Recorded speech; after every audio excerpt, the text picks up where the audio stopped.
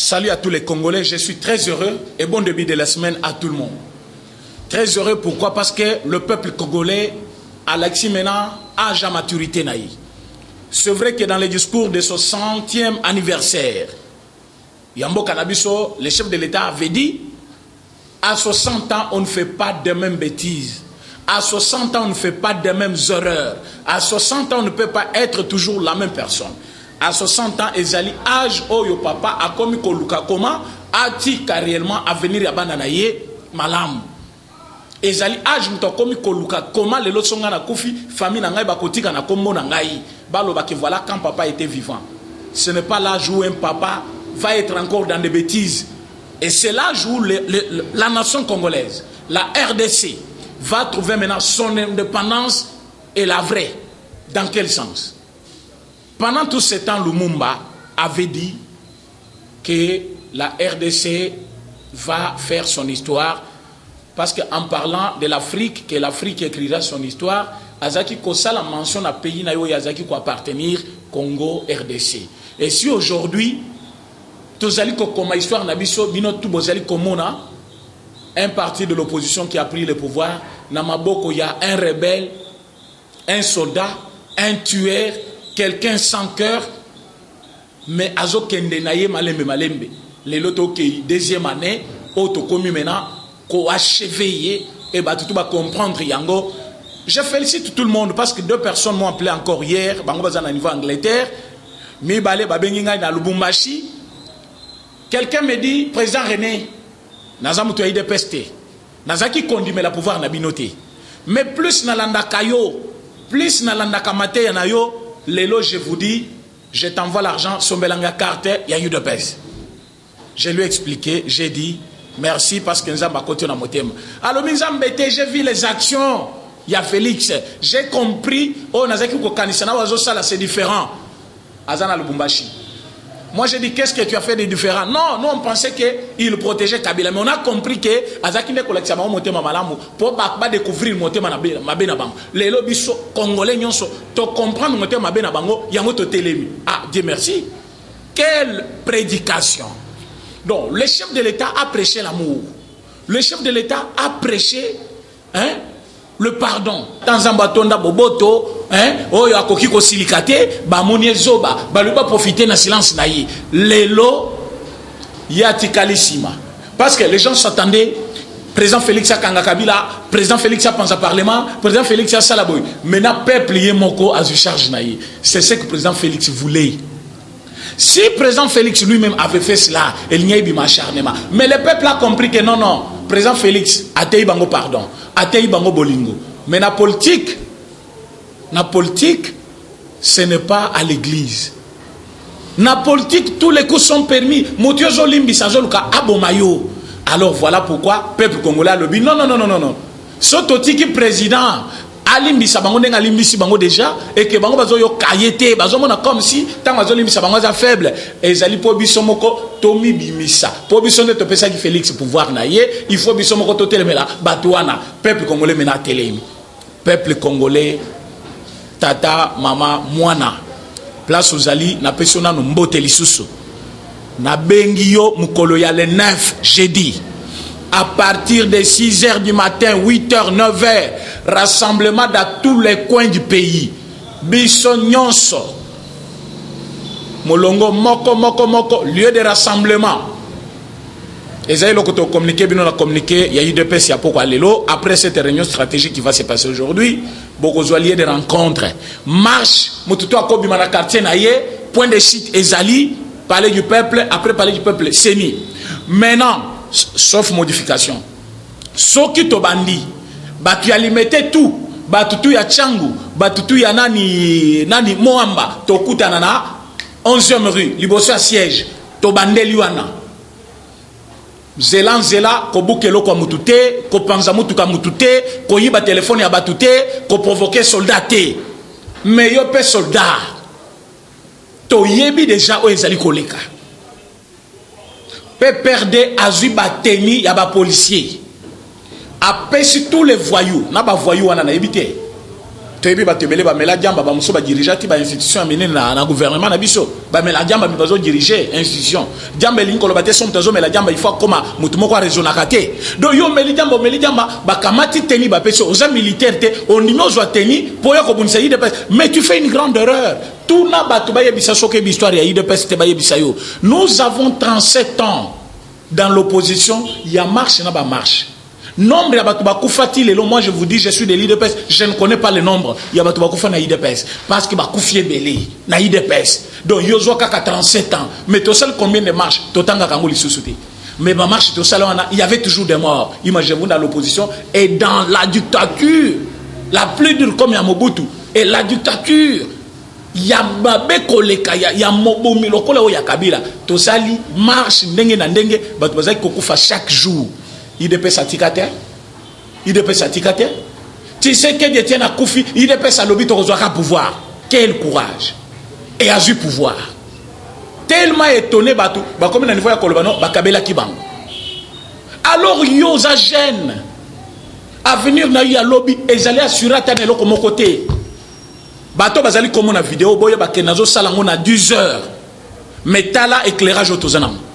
Est-ce que Félix Tshisekedi faut sa DG dans tel quartier? Il y a un directeur général au bâtiment place. Qu'est-ce qu'il fait? Il y a les inspecteurs divisionnaires au bâtiment au contrôle le secteur. Il y a des journaliers il faut batamboul. Dans ces quartiers, il n'y a pas de courant. D'ailleurs, je vais demander na batnyon so ba ebiki baza ka servi na ba information to pesaka. Tous a besoin groupe électrogène à monene. Groupe électrogène. Donc aussi mamika na moté molobino bozo groupe wana pour monter ba émission bon informatique. Autres peut ces messages de la nation et zambongo ya président Renal Yananda kuna été. Et za fait c'est que kosoma na zando. Et zali la malata na zotote mais groupe électrogène. OK yo moko na zando somba groupe électrogène pesa biso poto saka na ngoba émission. Soza na ngote oza musika mboka otindi mbongo. Bota la émission na sala ngona 10h mais bota l'éclairage wana. Tozo sala ngona bureau mais ba caméra ils na ba lumière moko ils insuffisante. Mais pourquoi lumière ils insuffisante? C'est parce que tozali na couranté mais jeune azali comme na biloko nyonso jeune azali comme na que président Félix a na capacité ya kopesa biso courant malam kopesa ma ya malam mais ba tu faut ba salise pour musalo na salema bazali koto sayete bazoluka akangisa bango na makasi bitumbe bima ale bango ba profiter pour ba soir dictature na bango. Président Félix Alobi, nous sommes les officiels. Nous sommes au service de la nation. Nous devons suivre le procédure normale. Na minute oyo je vous ai parlé de Tunda Kassenda, non? Que yeme ya côté na kati ya conseil des ministres à côté quitté. Pourquoi côté quitté? Déconnecté. Pourquoi yeme ya quitté? Pourquoi insubordination? Et aujourd'hui, FCC s'est préparé. Batindi bateni ebele. Boyebi à l'époque to côté la bango na kati ya siège na bango to kenda kokuta ba drapeau ya IDPS na kati ya bureau PPRD. O bazana tembo baluka ba preuve ba ya to pesa bango preuve ya mwana to kuta ba polo na effigie ya Etienne Tshisekedi na kati ya siège à PPRD awana Saint-Louis. Donc tout ce bimi marche bango pe balati polo ba bimi lokola bato IDPS ba ye ba vandaliser biloko bato ba scandaliser makam après et bimano tant IDPS abimaki lelo général Kassongo épargne-nous de la présence de cette dame Karine tolingi komo na yete bato ba kwa assurer sécurité ya marche bazay belé Karine Ayate ceux qui ont allé mon konziamboka oyo ceux qui ont allé inspecteur provincial ya Kisasa il faut yebake Karine Abouma aussi Karine azali recherché par ba combattant tout batambolaka parce qu'il y est soit il y a une marche musala na ye après ça corde babeta massage na ba marchand. Pourtant revendication ezali normal garantie par la constitution mais Karine soit bimi après sa gaz bon s'imaginer marche ya suka après sort de babo kela biso gaz na nzoto ngai Ibrahim Kabila na Jekobeya to fandi place moko bozana bilili bomonaka yango bolandaka yango na sangwa Congo lokito ya Congo soit yeba TV bachaka yango bomonaka ndenge abokela biso gaz mutu azaki sima nga ndenge panzana Dieu merci lelo quand même abiki azaki na bondeko oyo mobimbe katanaka image tambouli bozana yango na machoto salaka ya suka na palais du peuple. Alors ce qui cette dame vient encore donc c'est une provocation de la part de général Kassongo à copier sa disposition ministère de l'intérieur a autozalendi étical des jours bozwa ba disposition na bino ya koyeba combien de policiers bokotinda pour garder manifestation ba sécuriser manifestation comme le dit la loi et ce qui ba yé bazala na minduki te po biso tozali ba rebelle bazali koya ko sécuriser baya na biloko bako se défendre nango comme ça se fait partout baya kana balle réalité soki ba beti kaka balle réelle neto monaki ngona marche yasuka je vous dis président Félix va prendre de mesures kobana ministre de l'intérieur ministre de la défense ko tutolinko yoka yote poste makambu ya sécurité ya civile ezakana maboko ya la police bolati si batu na bino teni botindi bango message zo ta de partout na poto partout ba lobby ba jeune tout ya ide peso benga ya PPRD o ba benga kabere rouge ba pesi bango ba teni mais ils ont fait une erreur grave. On ne peut pas avoir une tenue devant ba militaire notre ba combattant IDPS. Vous savez ce qui va se passer? Ça sera trop grave. Tozali un service de renseignement très spécialisé. Imaginez-vous 30 ans d'expérience, 37 ans d'expérience. Boutou Moï, problème est salmi na Boutou, na Moï te dénoncer. Yango, nous avons déjà fait des propositions plutôt na chef de l'État. Na service de renseignement, il faut batoyer de pes côté belé. Je dis bien il faut. Parce que batoyer de pes, baye bien renseignement, on dirait Zamakila.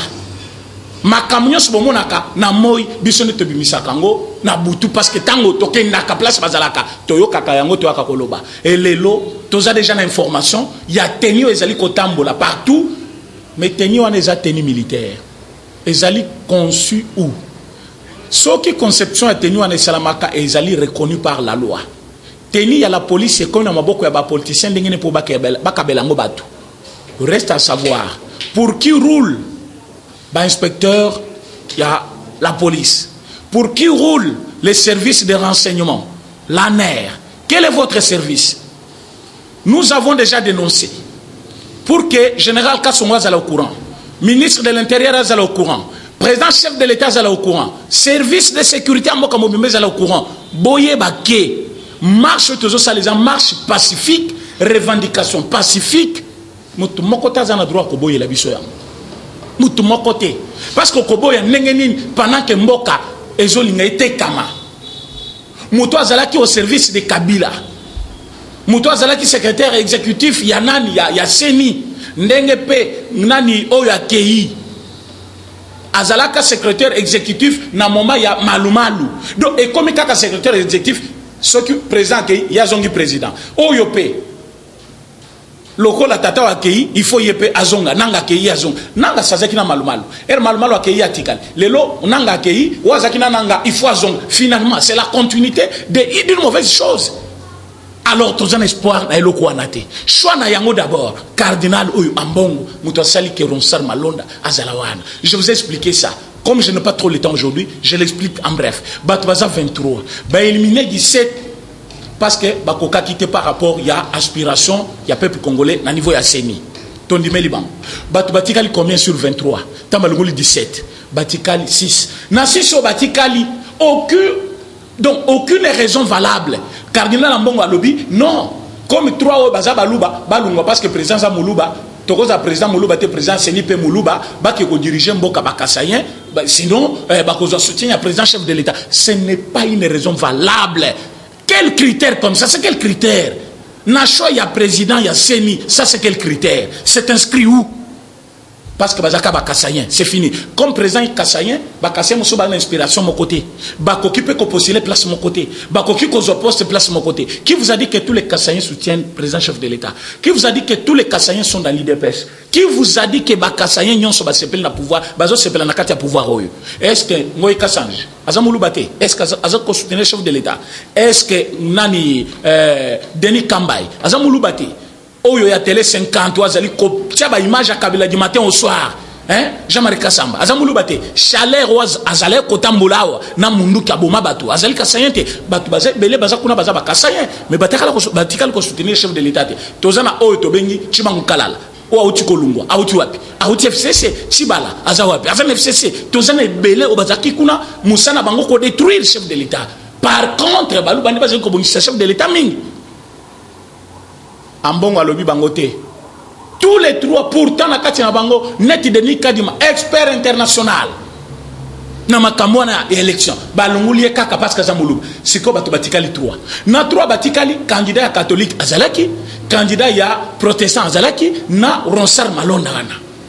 Tango sikoyo église catholique abosani mutunaye alobi azo soutenir mutuya église protestant batikalide na de batikali c'est-à-dire candidat protestant na candidat ya nani Malonda Ronsard oyo abimi wana maintenant tango baye ko dénoncer balobi non mais candidat oyo ba protestant azaka sur la liste comme na yala azaki sur la liste ya la muka na parti ensemble oya Moïse Katumbi soki lelo bocheye azan tendance politique ako diriger senité selon critères ako quitter ba éliminer nana tikal Ronsard donc nana sali que Ronsard atikala wana oyo to komi lelo ko tambola lanzela kobi misake balungula ye nana lobi asala wana soki ambongo alungula ka 3 kasayente candidat valable alinga zala wana maintenant zongino comme na bosana ki candidat na ngai na récupérer ye parce que bo dénoncer oyo bango pe baboy kuna comité islamique ne ba bimisi vérité wana bazaki na kati balobi o bozo sala yango te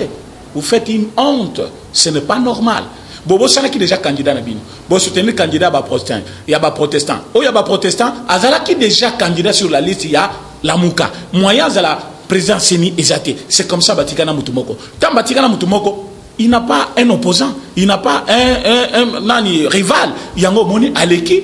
Maintenant, l'Assemblée nationale, Bangonde va travailler na Ambongo. Mbongo est amboli. Il faut qu'on vous dise la vérité. Ambongo a compris que non. Tu vas découvrir. Yango a yebisi batno bobi bananzel. Mais na kamo na marche na bango, na moni pe ba moto belé. Na marche ya église catholique, o ba sala ki samedi et je me demande, République de Wewa ba finga ki yango na te. Ba wewa ba lobaki bazaki bato ya IDPS. Na mono bango na marche ya Filimbi, marche ya nani ya CLC. Est-ce que bato na bazaki bato ya IDPS ou bazaki ka ba wewa? Alors, ceux qui ba wewa, comme moto, bazali ba congolais, le kola ba congolais, ba parti politique nyos. Je demande ceci, na peuple congolais. On n'a pas beaucoup à vous dire aujourd'hui lundi.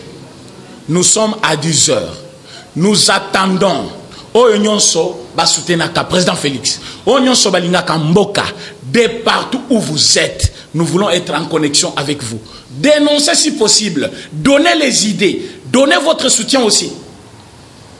Bobo sana yango te awa batwana bazuiteni bazo ya bien armé à la guerre comme à la guerre bisoto ke marche te ya to ke kuna donc bisoto ba santu te tozo ke marche ya revendication partout dans le monde qu'au fin de cet état de droit écoutaka des têtes tombent les gens meurent état de droit ezelo comme côté ya kana pété bango bibi twana bako banga prison bako banga bakanga bango alors s'il faut résister jusqu'à la mort bako luka pe ba résister comme maintenant ils sont contre mur c'est comme toi kimia kimiti à lembi place à kobimeleza le sauter soye popo bunda tango bana bete makofi ata lembi akobanda pe kozongi ça peut yebi déjà que olingo boma ekaka akotika te tango zo misa ba teni wana donc minduki pe ezali machette pe ezali parfois gaz lacrymogène bino boko quand c'est la police nazo azoboka gaz bango bazoboka gaz.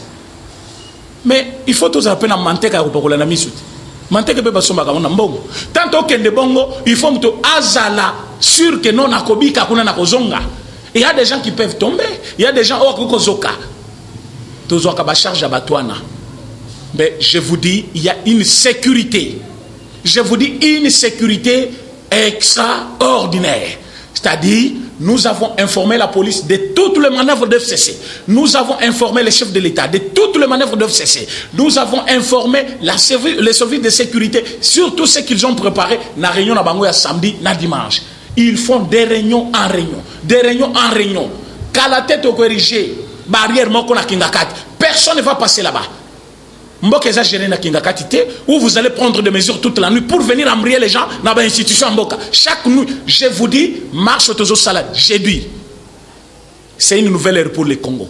Nous revendiquons tout et nous allons réclamer ce qui nous est donné du droit par la constitution de notre pays. Oyo nyonso, à côté le la machouana.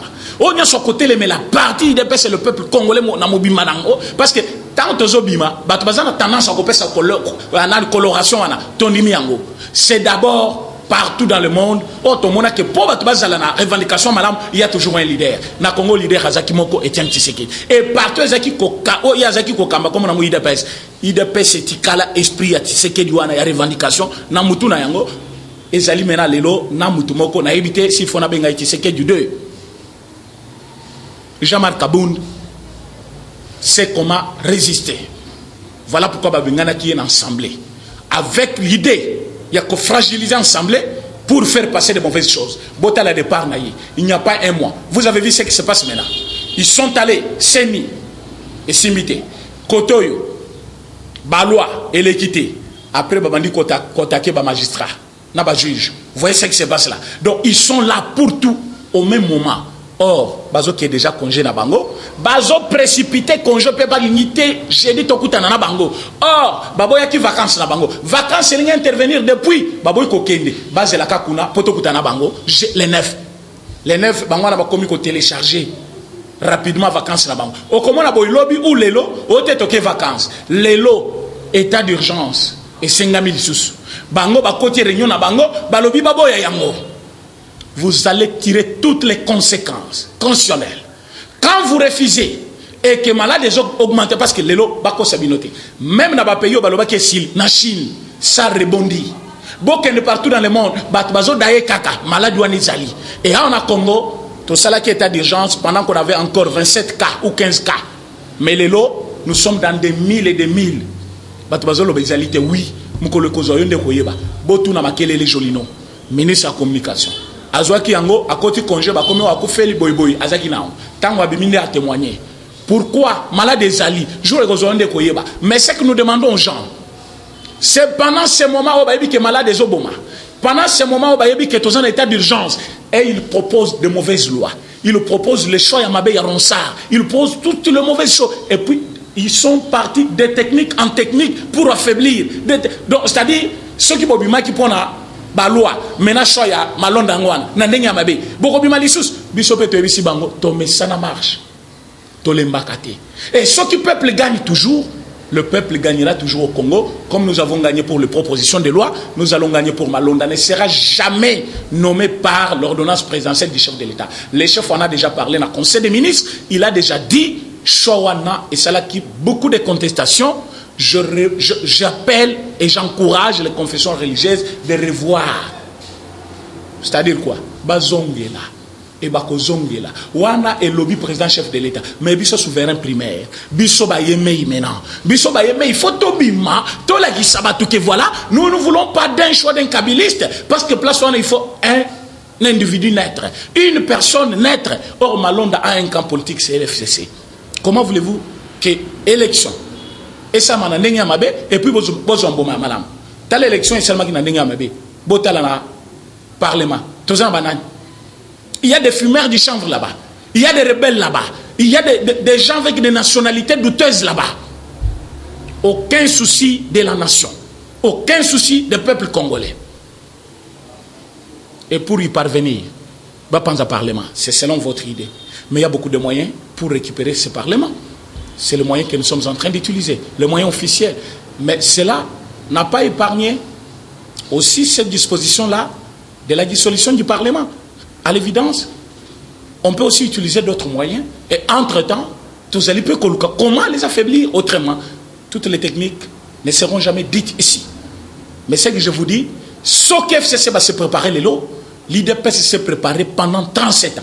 Soki bango bayebi ko kabola teni lelo bayeba ka ba réunion na bango basala biso tozaka na kati depuis et toyeba ka ba vérité na bango nyonso soki lelo bango bazo se préparer pour na marche à l'ENF bayeba ka yide pesa zaki préparer pour garder ses pouvoirs na maboko na ye pendant 37 ans oyo to comme na jouissance à pouvoir na biso nous devons protéger ces pouvoirs là technique la bango ko zala moké par rapport ya oyo biso oya bango toyebi yango déjà mais ya biso na bayebi yango te parce que ça ne sera jamais dit ici soki bango bazo bimana bateni bakabola batu yide pesa ce qu'il va faire le jeudi il ne l'a pas encore dit et tokolobela pe yango te et tant yo kobima na idée que non na bimi pona ke ko revendiquer mokolo na ndeko yeba ce qui va se passer tous les présidents du parlement debout bakoza na réunion lelo tokoloba RP mettant aussi ces réunions wana chaque fédération est kozala déjà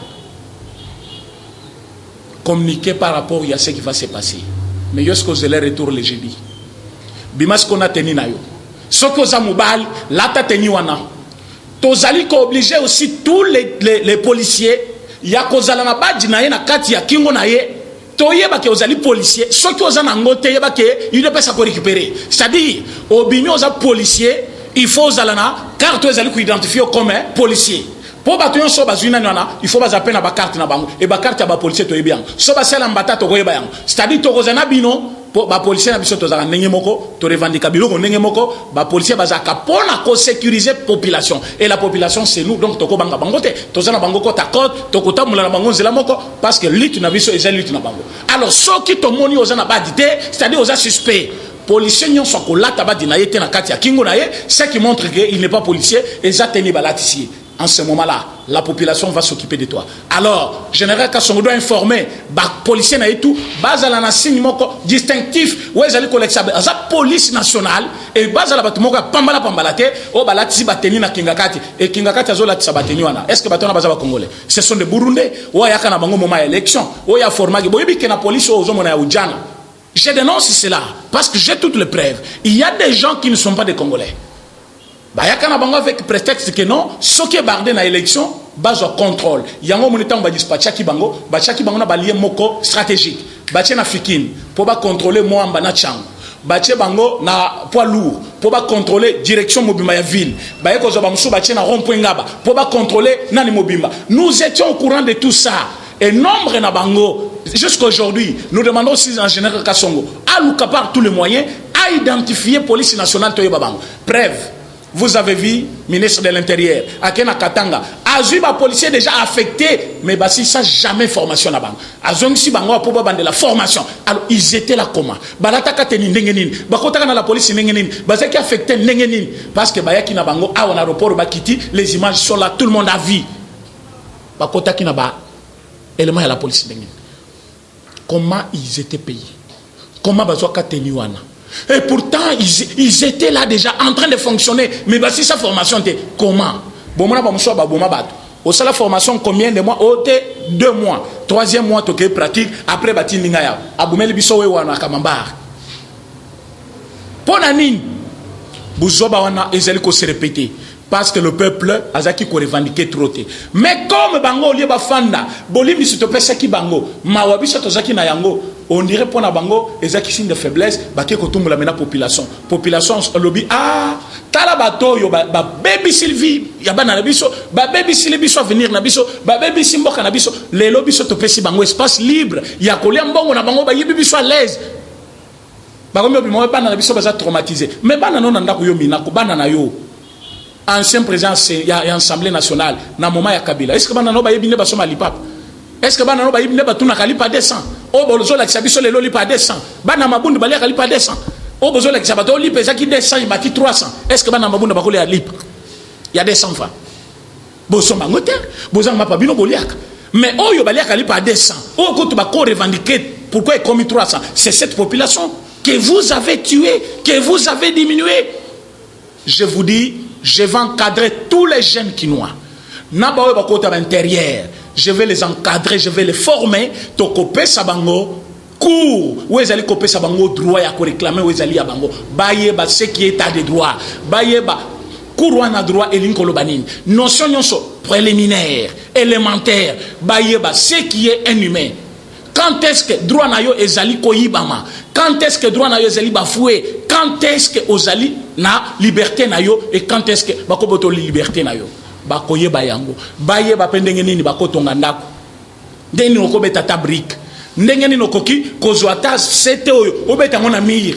Baye ba ndenge nini ba simba kata clavier ya pamba boye. Aye ba ke basala kata ata nani Excel ndenge nini tokotang sabango informatique tokotang sabango comptabilité. Je vais encadrer tous les jeunes. Je demande à tous les Congolais de partout où vous êtes de vous impliquer dans cette affaire. Avenir à Congo, c'est la jeunesse. La jeunesse est dans la rue.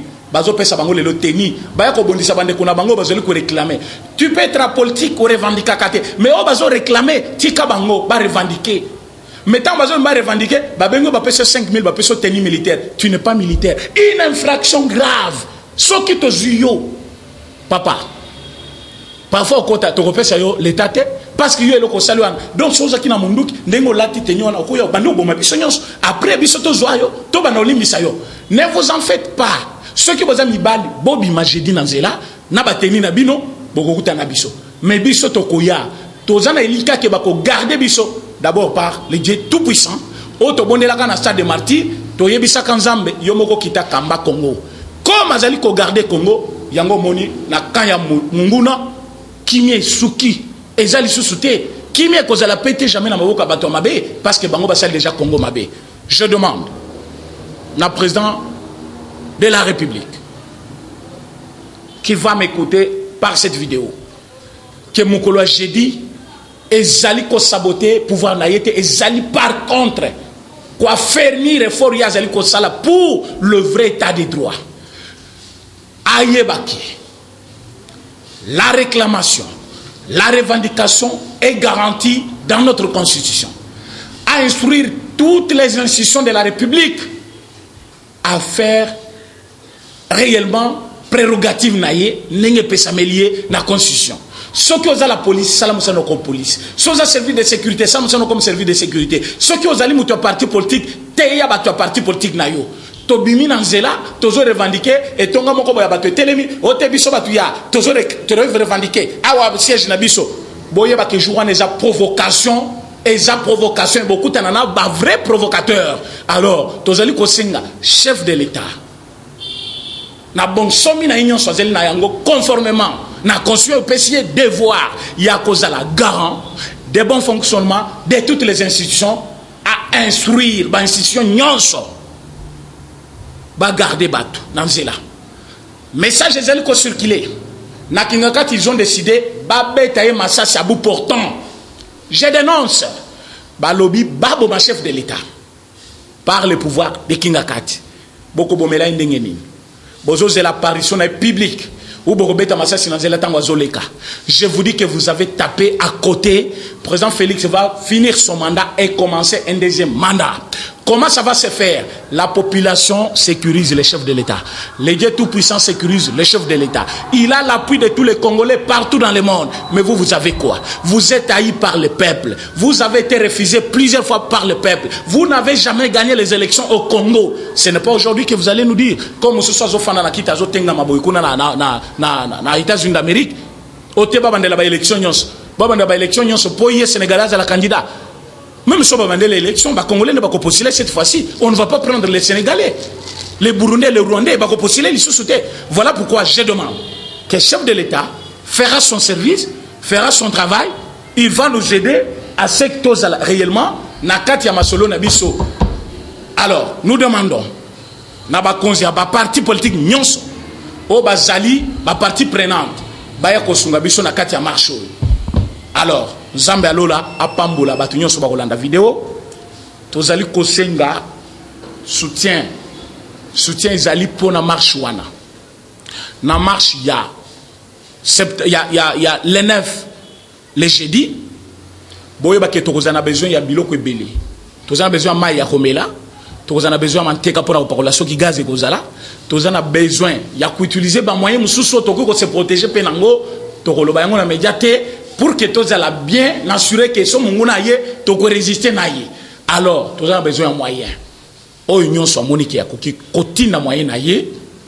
Abenga na numéro wana ati de la vie. Si vraiment vous êtes congolais, si vous avez l'amour de ce pays, si vous aimez ce pays, ces problèmes vous concernent. Ce qui au lingi les lots d'action nabiso éco parce que vous êtes nombreux à kobenga kopesa idée continue kabiso bosala mais pour faire tout ça on vous a toujours dit ça nécessite aussi les moyens et quand on arrive au niveau des moyens vous voyez mais quand vous voulez qu'on fasse ce qu'on fait là vous voulez qu'on le fasse avec quoi tout est déjà système ya mouibi à côté pour votre information le chef de l'État vient d'annuler décret loi où qui signé de 2012 à 2016 de 2016 à 2018 na mandat ya Muzito et na mandat ya Matata Ponyo na ba décret loi na kosa les missions mobimba lobby pour nous expliquer le kwana pour ba congolais nyoso bayoka comment muyibi ezaki systématique donc besoin empêcher ba inspecteur des finances ba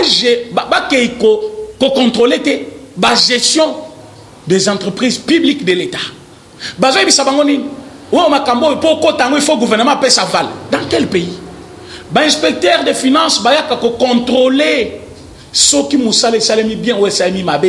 Bon, il y a l'État, si l'État ou écoutez, est-ce que vous avez respecté les procédures? Te, Muzituna Matata, Premier ministre Akala, Bangonyoso, oyo aye na tango na ye a signé oyo pa ye a signé balobi nini ndenge DGI ezawana ndenge nani OCC ezali ndenge DGD ya bazali ndenge ba entreprise nyonso à l'état ezali mutu mo côté ake kotuna bango mbongo à l'état bosana nini soki avant okende il faut avoir autorisation mais moyibe kozalate mbongo nyonso à l'état écoulement de recettes publiques à bout Pierre chef de l'état a instruit batu asika atie ba inspecteur ya sika alungulu pe mobeko wana ezali ko empêcher ba mena ba kobanda ba enquête na batu nyonso ya kala FCC otozo bengana o bokanga malokola ba mbinzo bokota prison à désordre pourquoi parce que on ne va pas comprendre que eloko lokola OCC et comment qu'il a service à Kabila mbongo nyonso ya OCC ba pesa Kabila na Jeannette muila nya zwinde kuna ya chikuna yende mutazo sala buzoba nyonso kuna to yebiye lelo a otozana bino boyeba ke bosuki mabe contrôle les obana na entreprise publique nyons oyo ba gérera ki mboka mabe oyo ba gérera ki ba entreprise publique ya l'état mabe ba rwandais bazaki na ba entreprise ya l'état lokolo na DGD ya tokolandela bino e boko futa mbongo ya l'état alors na sengi batu nyons ba benga ngai na numéro oyo plus 243 84 43 68 919 plus 243 84 43 68 919 ça c'est le numéro du président René numéro wana parce que tous en a besoin il y a soutien à bino pour na marché à l'ENF l'ENF est jeudi le lot tous lundi oyo ba simbani ba salango lelo lundi mardi ou mercredi poto mekako mobiliser encore batu ko tchaba carburant na ba moto tant on a sala ki tour ya butu na sala ki ba yeko signaler nga que j'étais en danger na kati ya full totambola ki na bango ko banda lemba matete rompenga ba et puis to ke wileri batu moko bazaki wana o bazaki ko filenga mais ko ma place ngande nazaki ndenge nini po ba we bazaki wana façon ba lataki ngai moyen ko to ko ma place ngana nazaki ezalaki te mais ba moto wana bomona ki ebele wana parce que vidéo wana e sali tour du monde tina président de la république batalaki yango j'ai tabandako parce que masque nyonso ko zala kone ko zala empoisonné alors poto kabola masque wana poto lingi biso moko to tonga ba masque na biso to kabolela batu poto zo masque wana to kabolango batu il faut to somba bilamba moko biso moko to tongisango et ça va demander des moyens to ko sala ngo butu ya lelo na lobby mercredi mobimba to bandiko kabola masque na masque ti batu nyonso bakoya marche bakozana masque na bango et poto somba bilamba na to tongisa yango ça va demander et pour que ko kapé ba combattant nyonso ça va demander tozali ko somba au moins 40 ou 50 pièces ya maputa. Alors si vous sentez que vous êtes réellement capable, ce n'est pas une obligation, faites parvenir votre part. Bapolo et yaki abisonyon so simaya justice. J'avais encore ces besoins-là. Ce qui batu bazana ba polo na bango même ceux na combo na yo mais chakaka élément ou ezali d'intérêt national pesa biso ba polo to kabela bat so monique ko pesa biso mongote tongisa yo moko masque na yo sala masque yela biso kaka masque to kabola batu po bazala en sécurité contre coronavirus mukolo wana ya le 9 demande à suka yangwana donc je vous demande masque ezali belé ba combattant nyonso bakoya marche ko zala tina ba intérieur bokolongo na ba ndako na bino bokeiti na ba nani Assemblée provinciale, il y a un pays nabino pour que bandi machoya ronsar malonda te toboyiye soki boluki bituma bokuta bitumba peuple congolais telemi déjà peuple congolais à la quitter maté pesa bino de temps cette fois-ci ou jamais ingeta merci beaucoup. Eshima, votre magazine qui bat au rythme de l'actualité. Retrouvez la nouvelle édition. Exclusivité, l'an 1 des Basseyane Nanga. Métamorphose et décollage de la province du Haut-Ouélé. À la manœuvre, Christophe Nanga. Avec abnégation et patriotisme, les gouverneurs Basseyane est déterminé à lancer la province du Haut-Ouélé sur la voie du développement intégré. Interview, prise en charge des malades, la maîtrise de la propagation du coronavirus. Docteur Eteni répond à toutes les questions. Économie, la baisse des prix, les combats permanents d'Acacia, Bandoubola. Dossier Eshima, mécanisme national des suivis historiques et réalisations. Focus, Sele Yalagouli propose des nouveaux paradigmes de développement indispensables à la relance de l'économie. Nation, championne du social, Agnès Mouad Nawej et la CNSS offrent $1 million dans la lutte contre la pandémie Covid-19. Moussa Mondo sensibilise et prend en charge des personnes vulnérables. Parité, Olive Lembe Kabila, modèle de générosité et d'entrepreneuriat féminin. Afrique, un déconfinement aux multiples facettes. Retrouvez l'intégralité du magazine Eshima dans les kiosques. Eshima Magazine, un nouveau standard d'information.